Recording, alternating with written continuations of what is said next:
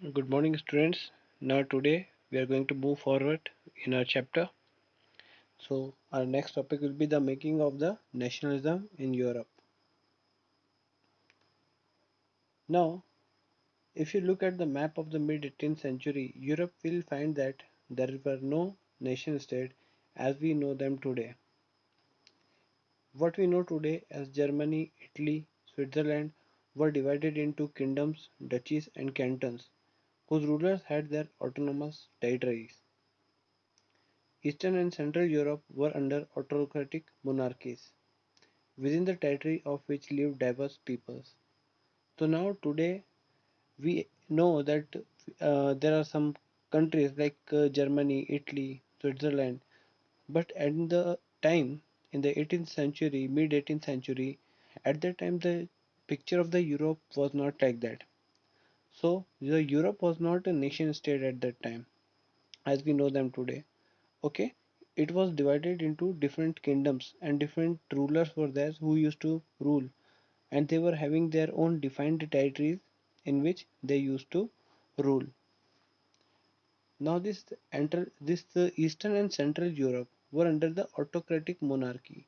Autocratic monarchy means it is being ruled by the king, and autocratic word means that all the decision making will be done only by those monarchs or the kings, and nobody will be able to interfere in it. So it was just like a centralized system where all the power will be exercised by the king, and no any other person will have any kind of right to say anything against them.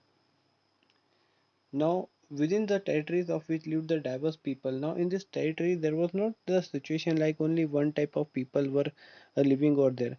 There were many different type of people who are living over there at that time. There were different people speaking different language. They were having different culture, different rituals, and still there were a lot of diversity at that time. So they did not see themselves as sharing as a collective identity or a common culture. Now, because of this diversity, these people were not having any kind of common identity. Like today, we can call ourselves as Indians. So we are having a collective identity that we are all Indians. Now, at that time, what was the condition? Like even in India, if you'll think of the past time when the Britishers at that time came, so there were different rulers who were ruling in the different parts of our country as well.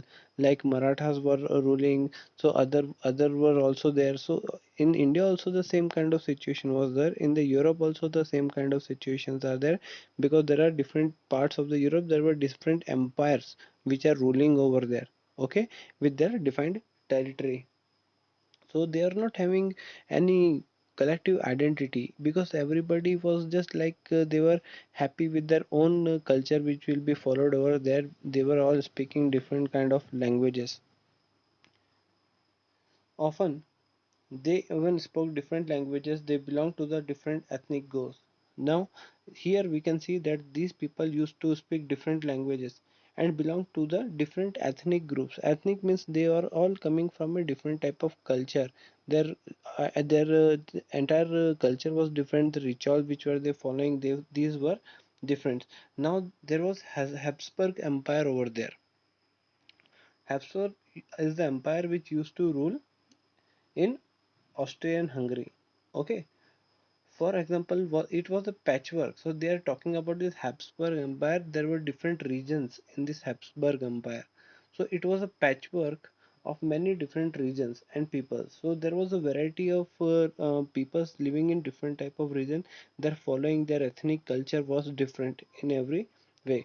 Now it includes what? It includes the Alpine region, the Tyrol, Austria, and Sudetenland, as well as Bohemia, were the aristocracy where the aristocracy was predominantly German speaking. Now, in all these areas, the Alpine regions, these were the different regions, name of the different regions. So, question will not be framed on such kind of thing, but just you can just go through it and remember the names. The Alpine regions was there, Tyrol regions, Austria was there, Sudetenland and Bohemia. So here the aristocracy was predominantly German speaking. So in this area, The aristocracy class. Now, what is this aristocracy class? Is aristocracy class means the class you can say the relatives of the kings, or somehow they are connected to the kings. So this class were generally called as the richest class, and they are called as aristocrat over there. So they used to speak mostly the German language. So if German speaking language is there, so definitely such a kind of person, it was possible that is belonging to the aristocracy class. It also included the Italian speaking province of the Lombardy and Venetia. Now there were some Italian speaking provinces also, like Lombardy and Venetia. So Italian is also spoken in this Habsburg Empire. Now in Hungary, half of the population spoke Magyar. Now in Hungary, what was the condition? That half of the population over there, they used to speak Magyar, while the other half spoke a variety of dialects. Where the rest of the there, they were speaking in different languages and their accent was different. So dialect was different. Means the tone of speaking is also different in these regions. In Galicia, the aristocracy spoke Polish. Now, in the side of Galicia, the aristocracy class or the richest class, they used to speak Polish language. Besides this, there were three dominant groups. They also lived in the boundaries of this empire. Now, beside all this aristocracy class, there were some dominant groups. Okay, they also lived in the boundaries of this empire. Means they were also staying here in this empire. So they were not aristocrats for sure. They were belonging to some other caste. So who were they? Just let's just read it here. A mass of the subject peasants, Bohemian Slovaks to the north, Slavs in the Carolina, Croats to the south, and Romans to the east of Transylvania. So these all these areas there was people who were indulged in the activities of farming. So they used to do this farming activity and they were called as peasant. Now there were mass of people means there were a lot of people of such kind of community like peasants. Now such differences did not easily promote a sense of political unity. Now you can see that a lot of diversity was there in this European regions. So this will never create the feeling of nationalism, because if we are too much diverse, so nationalism is a tough thing to happen. So there will not be any kind of political unity there. Now only the only tie binding this diverse group together was the common allegiance to the emperor. Now see, they were all different in their followings, their ethnic culture and all. So they, and so here the only one thing which used to bind these people was the loyalty towards the king. They all knew that who was ruling them, and they were all like loyal towards the king, that they knew that whom to respect, because the king is the one who is the sole emperor. So they just all knew about the king and they used to follow his instructions, order, whatever he was doing, it was right at that time according to such kind of people, because they already belong to this peasant class and they were not rich. So anyhow they have to listen to the king. Now, the question, how did nationalism and the idea of the national state emerge? So now we have come to know that this nationalism, feeling of nationalism is very different to happen in such a varied differences between the people. Now here, the idea of the nation state, how did it emerge? So here we are going to read our next topic, which is aristocracy and the new middle class. Now here, socially and politically, a landed his aristocracy was the dominant class on the continent. Now, in this European continent, who used to dominate? Who used to lead? Because only the rich people used to dominate every in any country. Like in India, if the rich people are here in India who are belonging to the business class, so they are the persons who we call that they are the leaders, or they are the very influential group in this in our India. So same way the case was there in Europe. All this dominant class, the aristocracy class, they used to dominate over this area, though they are very less in number, but still they used to dominate because they possessed the power. The members of this class were united by a common way of life, that is the cut across the regional divisions. Now they owned estates in the countryside and also the town houses. Now, what these people used to have, they just somehow connected with each other. The members of these classes were united, though they were in different parts of this Europe, but they are just united by a common way of cut across the regional divisions. Means they were just not according to, they were not living according to the boundaries. It does not mean that if you are living in some area and then you are going to marry that particular place girl.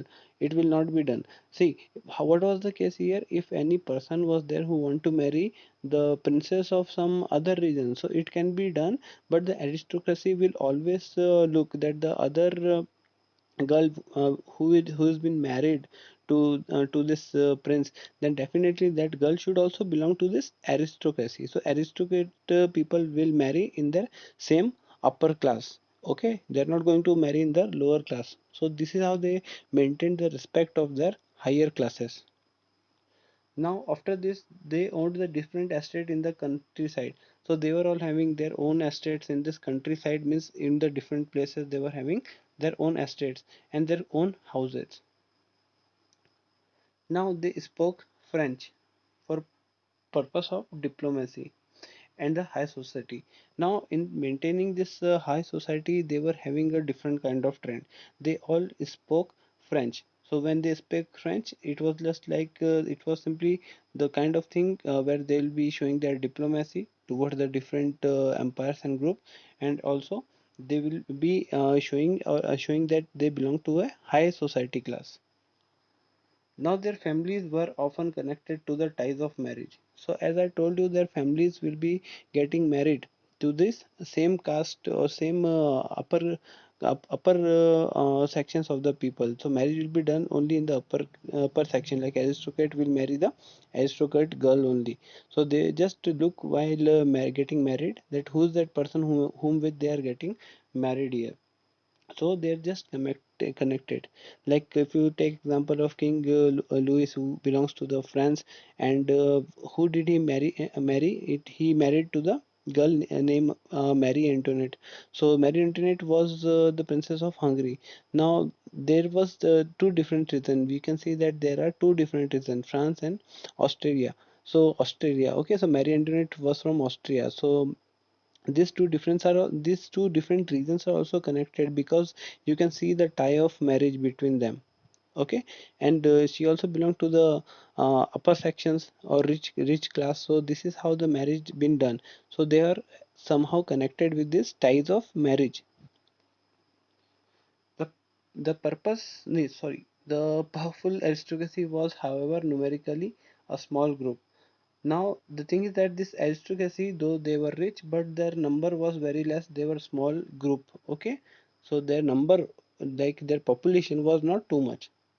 The majority of the population was made up of the peasantry. So, who consists the majority population, or who were the more number of people over there? So, it was the peasantry class, means the farming classes.